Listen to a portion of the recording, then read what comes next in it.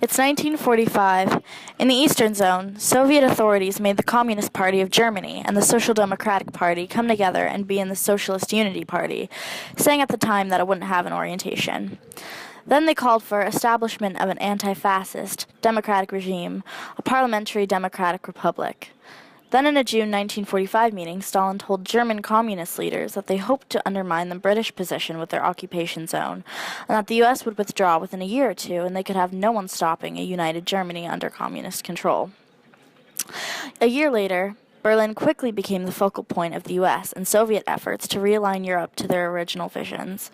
After being badly treated, as well as there being protests and political rallies against them, the Berlin citizens caved and elected non-communist members to their council.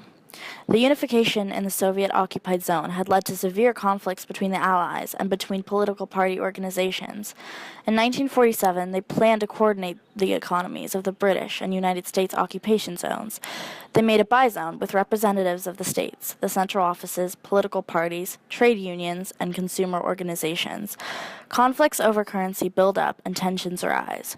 It triggers a Soviet Union blockade of the western sectors from June 1948 to May 1949, putting strain on the whole government. The Berlin Airlift, also known as the Berlin Blockade, was the first major international crisis during the Cold War. The U.S., British, and Soviet military forces split up and occupied Germany.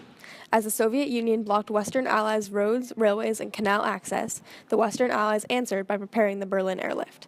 This tactic was meant to bring supplies over to the people of West Berlin. This strategy was difficult due to the size of the city's population, an estimated 2 million. In 1 year, over 200,000 flights were sent over by the United Air Force, the British and Canadian Royal Air Forces, the Australian Air Force, the South African Royal Air Force, and the New Zealand Royal Air Force. These flights provided the people of West Berlin with 8,893 tons of necessities each day. The Soviet Union, however, did not try and stop the flights for fear of starting open conflict. By 1949, the airlift was delivering more cargo than the railway had before the blockade. On May 12th, the USSR lifted the blockade of West Berlin. During the Berlin airlift, people from both sides were isolated and controlled. Germany was being controlled by the US, British, and Soviet military forces. The United States, United Kingdom, and France controlled the western part of Germany, while Soviet troops controlled the eastern part. People were not able to move around the country, and supplies like food, water, oil, and other important sources were cut from being delivered to West Berlin. Tensions were rising between Allies and Germany because countries were trying to agree on zones of occupation, and bombings led the country to rubble.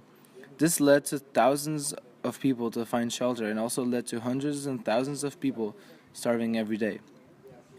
To help out Western countries in Europe, Americans came up with a plan called the Marshall Plan, but officially known as the European Recovery Program.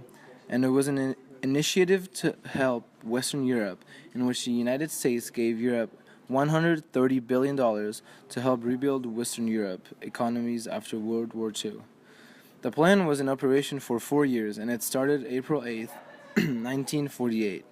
In June, without informing the Soviets, US and British policymakers introduced the new Deutschmark to Bizona in West Berlin.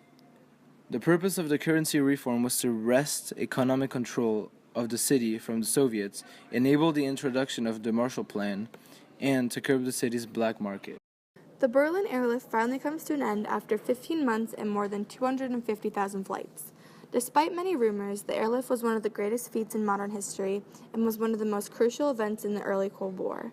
The clearest example of how important it was would be the result of provided food and fuel to the hungry population. But the Allied bombing had also left the city to rubble, and there was little to no shelter and warmth. The airlift left many historical changes, such as the fact that Berlin would no longer be the capital of Germany.